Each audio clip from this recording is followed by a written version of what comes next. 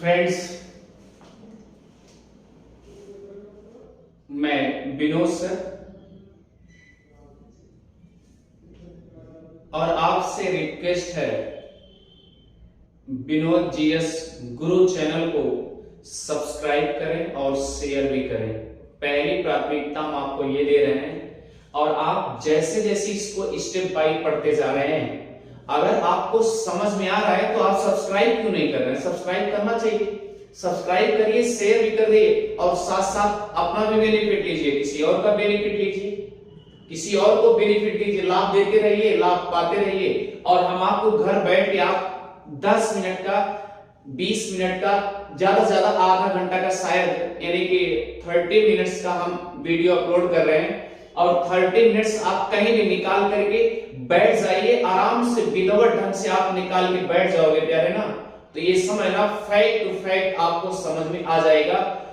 जो भी मटेरियल, जो भी थिंक विदाउट इंक फार्मूला आपको दे रहे हैं, हमें लगता है कि सबसे इजी ट्रिक से आपको बताया जा रहा है। तो प्यारे, चाहे वो ज्योग्राफी होगी, चाहे वो हिस्ट्री होगी, और कल की क्लास जो होगी वह हिस्ट्री की होगी।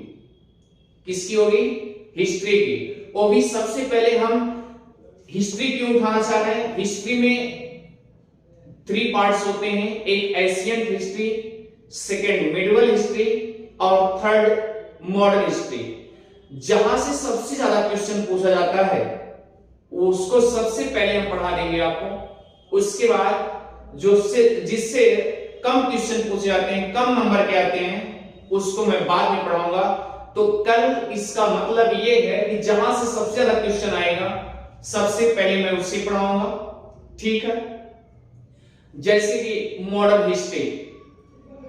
और कल की जो क्लास होगी, अर्थात फ्राइडे की जो क्लास होगी वह हिस्ट्री की होगी, और आज की जो क्लास है पहले ज्योग्राफी, उसके बाद मैथ की होगी। अर्थात नंबर सिस्टम चल रहा था, नंबर सिस्टम अपलोड किया जाएगा प्यारे।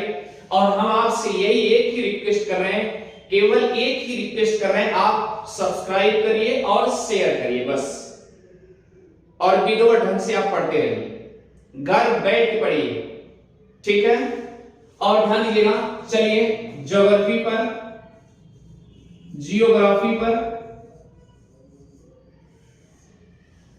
एक चीज हम आपसे एक बात बताना चाहेंगे कि ज्योग्राफी में, चाहे वह ज्योग्राफी होगी, चाहे वह हिस्ट्री होगी, चाहे वह पॉलिटिकल होगा, उसे हम आपको ऐसे जोड़ करके रखेंगे कि एक आदमी एक कदम रखा था तो ये भी बताएंगे एक आदमी कदम रखा, इसका मतलब उस आदमी के कदम को हम नाप के भी बताएंगे कि वह आदमी कदम रखा था कितना मीटर, कितना सेंटीमीटर, कितना मिलीमीटर में रखा था, उसकी लंबाई तक बताई जाएगी। यानी कि यह लंबाई ऐसा क्यों हुआ, ऐसा कदम रखने का, सपोज दैट। और हमने आपसे एक वादा किया है, लाइफ टाइम के लिए बता रहा हूं, कि हम आपको चौराहे पर,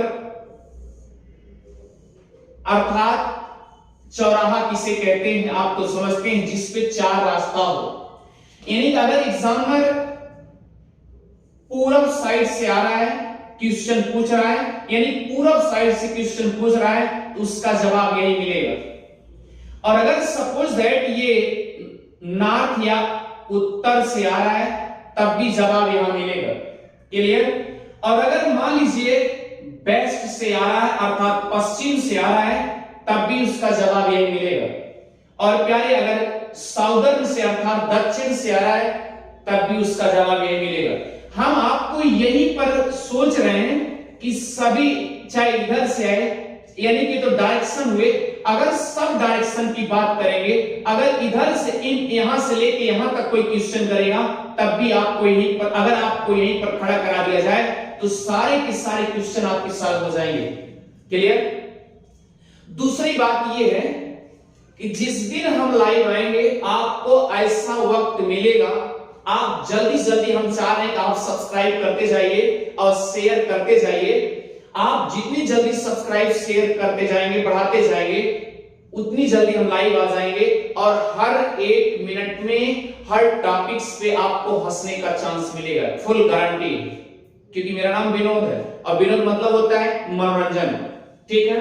आप जैसे मैंने कल के क्लास में एक एग्जांपल दिया था कि आप जब तक आपके पिक्चर देखने के बाद आपको एक्ट्रेस या एक्टर कोई फंस जाता है, आपको ये उत्तेजना होती है कि काश कोई बचा नहीं आ जाए, यही होता है। तो सेम कंडीशन वह उत्तेजना बन जाती है। तो ऐसे हमारे क्लास में भी आपको उत्तेजना उत्पन्न करा देंगे, ये फुल गारंटी है और एनर्जी के साथ। और कभी कभी तो ऑफलाइन की क्लास जब चली है, जब भी आप ऑफलाइन की क्लास हमने दिल्ली में लिया है, तो बच्चे बेंच से गिर गए, हंसते हंसते बेंच से गिर गए और 3-4 घंटा का क्लास लगातार लगा हुआ है और सारे के सारे बच्चे ये समझिएगा कि हंसते रहे और उनको पता भी नहीं चला कि क्लास कब विनोद सर की इतने इंटरेस्टेड रह गई। तो प्यारे, हमने आपसे अभी तो हम आपको ऑनलाइन ले रहे हैं, ऑनलाइन वो भी करके वीडियो अपलोड कर रहे हैं, लेकिन जिस दिन ऑनलाइन आएंगे उस दिन आप देखिएगा हकीकत क्या होगा। बस एक रिक्वेस्ट है, आप सब्सक्राइब और शेयर करना ना भूलें कभी। चलिए ठीक है प्यारे, आइए चलते हैं ज्योग्राफी पर। और ज्योग्राफी में मैंने उस दिन प्लेनेट की बात चल रही थी। प्लेनेट में हमने क्या बताया था कि इधर मान लीजिए ये आपको हमने बताया था बुध के बारे में बताया था, मरकरी के बारे में बताया था। यानी कि अगर सूर्य से उगने से पहले 2 घंटा दिखाई देता था, यानी सूर्य उगता है तो सुबह में दिखाई देता है ना, तो प्यारे सूर्य उगने से पहले 2 घंटा पहले दिखाई दे तो इसे क्या नाम दिया जाता था? अपोलो नाम दिया जाता था। क्लियर? और सूर्य अस्त होने के बाद कुछ समय पहले तक दिखाई देता था तो प्यारे इसका नाम मरकरी कर दिया जाता था।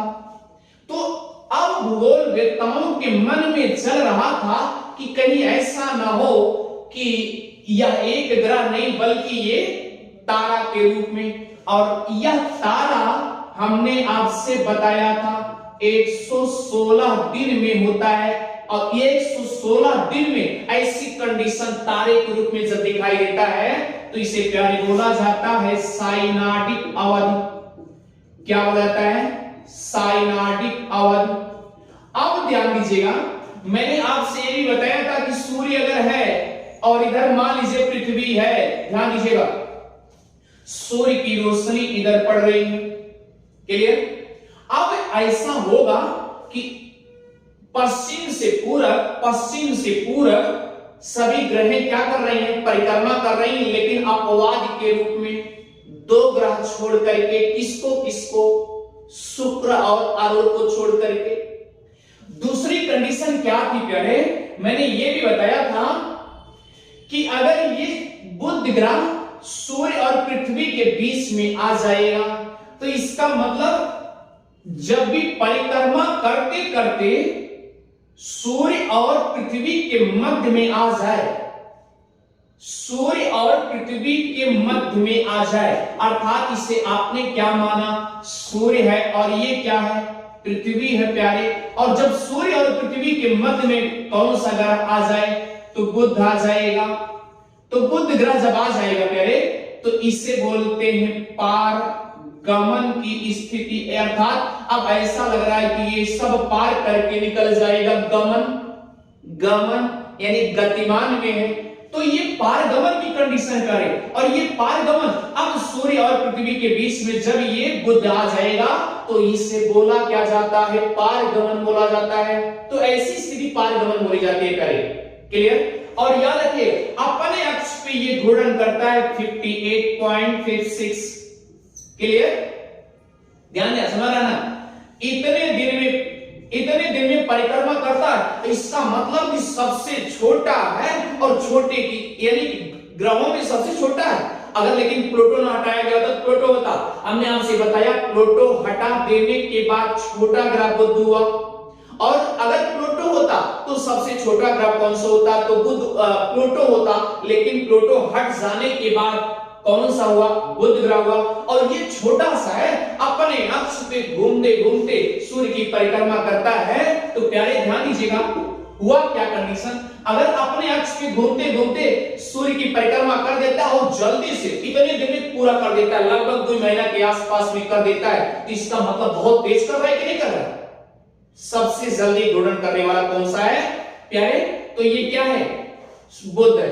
अब चलते हैं हम किसके पास, अब हम चलते हैं, ध्यान दीजिएगा, शुक्र के पास। मैंने बता दिया कि बुध जो है सूर्य उगने से पहले 2 घंटे पहले उगता है, तो ये क्या होगा, अपोलो होगा। और जब सूर्य अस्त होने से पहले ये आपको दिखाई दे तो ये क्या होता है, मरकरी होता है। मैंने आपसे बता दिया ना। तो प्यारे अब आगे चलते हैं सेकेंड प्लेनेट पे, अर्थात दूसरे ग्रह पर। अब ध्यान दीजिएगा, मैंने आपसे ये भी बताया कि यह जो अग्नि की मेखला थी अर्थात सूर्य था। अब पहला ग्रह कौन सा हुआ था, बुध। इसके बारे में डीपली से आपको बता दिया गया। अब बचा क्या है, ध्यान दीजिएगा, दूसरा ग्रह क्या है, शुक्र है, ठीक है।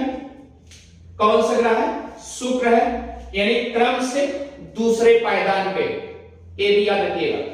अब इससे ये इधर सूर्य से लेंगे क्रम, अरे अर्थात जिसकी गिनती जितने ग्रह इधर होंगे यानी सूर्य से गणना की जाएगी, यानी सूर्य के बाद कौन सा है, बुध। तो क्रम से पहले कौन है, बुध है, और सेकंड पे कौन है प्यारे, शुक्र है। उसके बाद कौन सा आएगा प्यारे, तो पृथ्वी होगी, और उसके बाद क्या होगा, मंगल होगा, उसके बाद क्या होगा, बृहस्पति होगा, उसके बाद क्या होगा, शनि होगा, उसके बाद क्या होगा, आरूढ़ होगा, उसके बाद क्या होगा, वरुण होगा। इस तरीके से क्रम में आपको कभी कभी क्रम से पूछ लिया जाता है, आकार में भी पूछ जाता है, लेकिन हम आकार में सोच रहे हैं पहले इसको समझा दें, उसके बाद आकार में एक एक क्यों ऐसा आकार उसका लिया गया, आकार में क्यों इसकी संकल्पना बनी, तब हम उसका अलग टॉपिक्स लेकर के, ना टॉपिक्स लेकर के, एक मोटो लेकर के, एक एक्सप्लेनेशन लेकर के, एक हेडिंग लेकर के उसको हम समझा देंगे कि ऐसा आकार क्यों दिया गया इसको। प्यारे ध्यान दीजिएगा, तो मैंने यहां तक बता दिया कि सेकंड क्रम पे कौन है, शुक्र है।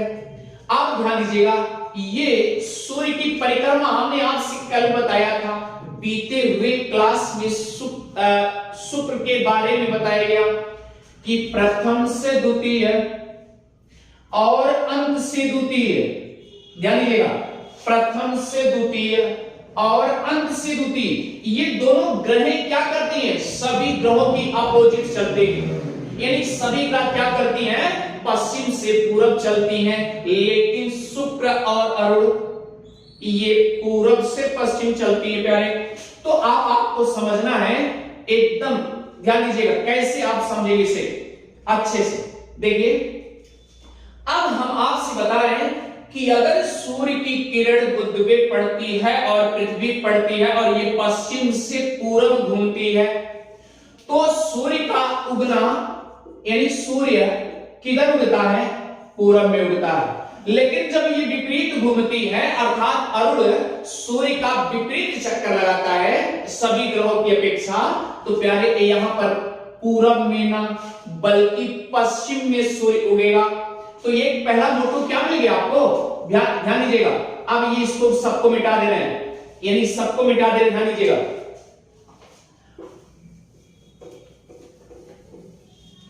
देखिए, अब ये शुक्र जो है सभी ग्रहों की अपेक्षा विपरीत घूमता है। तो प्यारे हमने आपसे बता दिया कि अगर सभी ग्रह पश्चिम से पूरब घूम रहे हैं तो सूर्य किधर उग रहा है, पूरब साइड उग रहा है। अब लेकिन सवाल ये है कि ये अपवाद के रूप में ये पूरब से पश्चिम घूम रहा है, अर्थात घड़ी की सुई के अनुकूल घूम रहा है। तो प्यारे ध्यान दीजिए, यहां पर सूर्य किधर उगेगा, सूर्य पश्चिम में उगेगा, सूर्य उगेगा किधर उगेगा, पश्चिम में उगेगा। अब सूर्य पश्चिम में उगेगा तो अस्त किधर होगा, पूरब में होगा।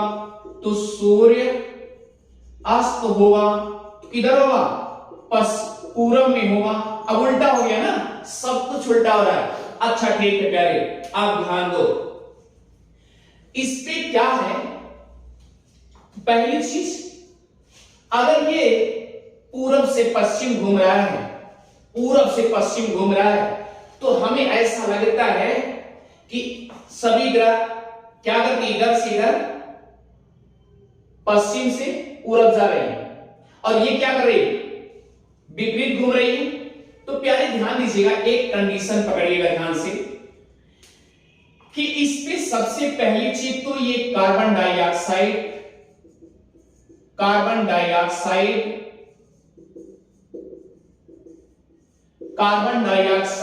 लगभग 96% पाया जाता है।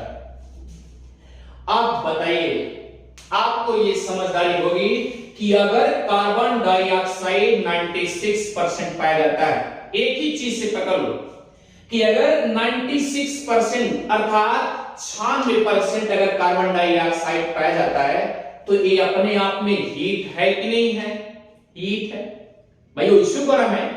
अगर जहां कार्बन डाइऑक्साइड रहेगा, ऑक्सीजन बिल्कुल नहीं रहेगा, तो कंडीशन क्या होगी आप समझ सकते हैं ना। तो याद रखिए, ये हमेशा हीट है और इस पे सूर्य की किरण बराबर पड़ रही है, और जब सूर्य की किरण प्यारी इस पे पड़ेगी, तो प्यारे ध्यान दीजिएगा, सूर्य की किरण इस पे पड़ेगी तो होगा क्या, ये हमेशा चमकता रहेगा, चमकता रहेगा। अब अगर ये चमक रहा है, अब इधर ये बेचारा जब तक ये ठंडा होने की पारी आती है, तब तक सूर्य फिर इधर क्या होता, उग जाता है। तो ये हमेशा गर्म तो बना ही है ना, और जब गर्म बना है, सूर्य हमेशा टिमटिमा रहा है, तो इसीलिए इसको चमकता ग्रह कहते हैं, अर्थात इसको सबसे ज्यादा चमकीला ग्रह कहा जाता है। अगर पूछा जाए सबसे ज्यादा चमकीला ग्रह क्या है प्यारे, तो शुक्र है सबसे ज्यादा या अधिक चमकीला ग्रह। चमकीला ग्रह कौन सा है, शुक्र है। यहां तक किसी कोई आपत्ति नहीं है, क्लियर। दूसरी कंडीशन ये है, अगर ये हमेशा चमक रहा है और उस पे कार्बन डाइऑक्साइड, और मान लीजिए कि इतना कार्बन डाइऑक्साइड है, 96% कार्बन डाई ही है, तो अपने आप में गर्म बना है, और ये जब गर्म बना है और सूर्य की किरण पड़ती होगी, इसका मतलब सबसे ज्यादा हीट हो जाएगा, और सबसे ज्यादा हीट होगा तो क्या कहेंगे, सबसे ज्यादा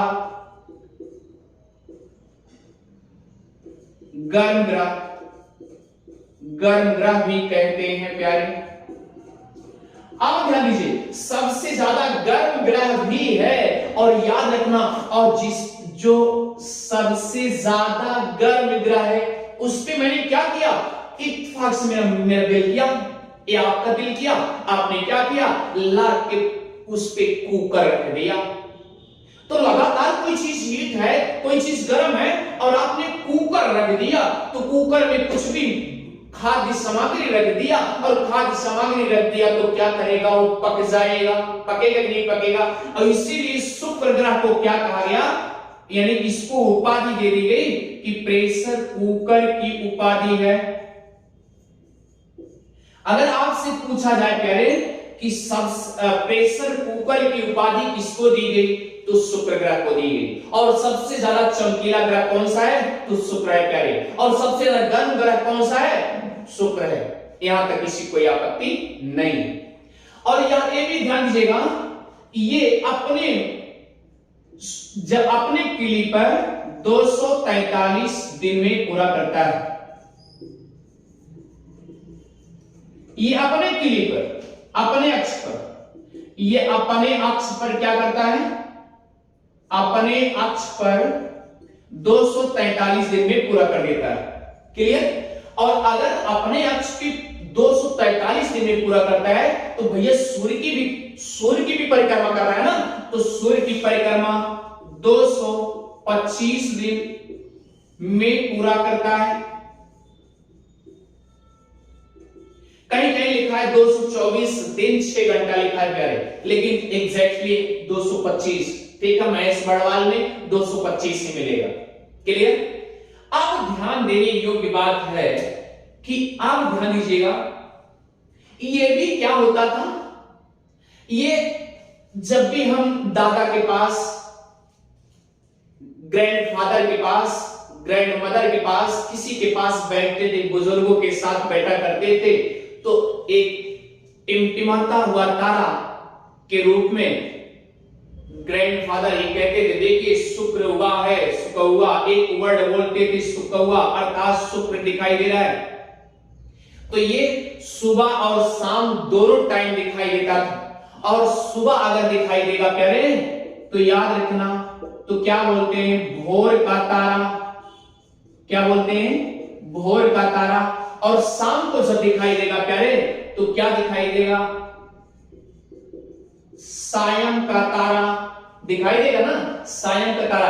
अर्थात अब यहीं पर एक क्वेश्चन आप ध्यान दीजिएगा, अगर मान लीजिए ऐसे पूछ लिया कि सांझ का तारा और भोर का तारा, सांझ का तारा और भोर का तारा शुक्र के अलावा निम्न में से किस ग्रह को कहा जाता है, तो मैंने इसके पहले बता दिया, बुध ग्रह को भी कहा जाता है, अर्थात उसका सुबह में उगना अपोलो और शाम को उगना मरकरी की उपाधि दी गई थी, अभी है भी, क्योंकि 116 दिन में तारे के रूप में दिखाई देता है, और 116 दिन में तारे के रूप में जब दिखाई देगा तो याद रखना प्यारे, भोर का तारा और सांझ का तारा के रूप में उपाधि दे दी गई है।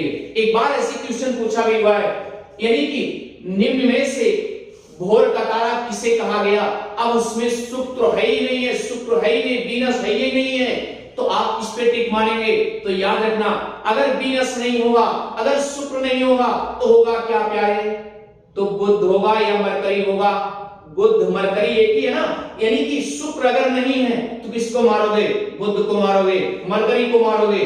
तो ये प्यारे आपको ध्यान देना। और दूसरी चीज क्या है प्यारे, मैंने आपसे बता दिया कि यह जितना बड़ा आकार शुक्र का है, लगभग उससे मिलता जुलता पृथ्वी का भी है।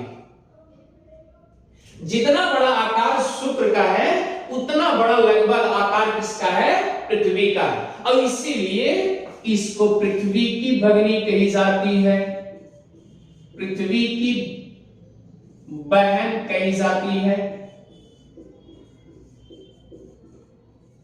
या जुड़वा बहन कही जाती है। अर्थात आपसे ऐसी पूछा सकता है, पृथ्वी की जुड़वा बहन तो कौन है, शुक्र। क्लियर प्यारे, यहां तक हमें लगता है कि आपको अच्छे से समझ में आ गया होगा। क्लियर, मैंने आपको कंडीशन क्या क्या बताया कि पहली चीज तो जब ये सभी ग्रहों के अपोजिट चलेगा तो इसका मतलब सूर्य किधर हो रहा है, पश्चिम में हो रहा है, और अस्त किधर हो रहा है, पूर्व में हो रहा है, उल्टा हो रहा है ना, सही है। अब देखिए, अब इस पे हमने आपको इतना मोटिवेट करके हैंडल बता दिया कि इस पे कार्बन डाइऑक्साइड 96%, कहीं कहीं आपको मिलेगा 94.6%, लेकिन एग्जैक्टली 96% एनसीईआरटी में मिला, और 96% एनसीईआरटी मिला है। हम इसी को मानक मान करके आपको बता दे रहे हैं। अगर सपोज दैट 94 ही होता तब भी तो सबसे ज्यादा है कार्बन डाइऑक्साइड, और अगर कार्बन डाइऑक्साइड सबसे ज्यादा है तो आप समझ सकते हैं लगातार वो हीट बना हुआ है, क्योंकि जब जरा सा ठंड होने की कंडीशन आती है तब तक सूर्य की रोशनी फिर आके टिमटिमाना शुरू कर देती है, और जब टिमटिमाना शुरू कर देती है प्यारे, और ये हीट बना रहता है, और कोई चीज अगर हीट बना होगा तो वह चमकेगा, और जब चमकेगा तो उसे चमकीला ग्रह की उपाधि दी जाती है कि नहीं दी जाती, तो दे दिया गया। तो याद रखना, ये सबसे गर्म ग्रह भी है और सबसे चमकीला भी है, और इसीलिए इसको उपाधि दे दी गई कि कोई चीज अगर इस पे रख दिया जाएगा तो अपने आप पिघल जाएगा, अर्थात पक जाएगा। तो इसीलिए इसको, इस ग्रह को प्रेशर कुकर की उपाधि दी जाती है प्यारे। तो याद रखना, इसीलिए शुक्र ग्रह को प्रेशर कुकर की उपाधि दी गई। अभी मैंने आपसे इतना ही बताया कि अभी आप प्लेनेट पढ़ लीजिए, उसके बाद ज्योग्राफी और हिस्ट्री और पॉलिटी, मैथ और रीजनिंग, ये फुल गारंटी है। ऐसा हो नहीं सकता कि विनोद की क्लास में समझाया हुआ समझ में न आए। इम्पॉसिबल, असंभव, असंभव। अगर विनोद पढ़ाएं और विनोद के पढ़ाने की समझ में न आए तो इम्पॉसिबल, असंभव समझिएगा। क्यों? क्योंकि डॉक्टर सबीन सिंह ने एक बहुत अच्छी बात कहे हैं। डॉक्टर सबीन सिंह ने एक बहुत अच्छी बात कहे हैं कि पृथ्वी के बाहरी सतह की खोज तो यही सभी जानकारी की जा सकती है, लेकिन आंतरिक मतलब अंदर की जानकारी असंभव नहीं है, कठिन जरूर है।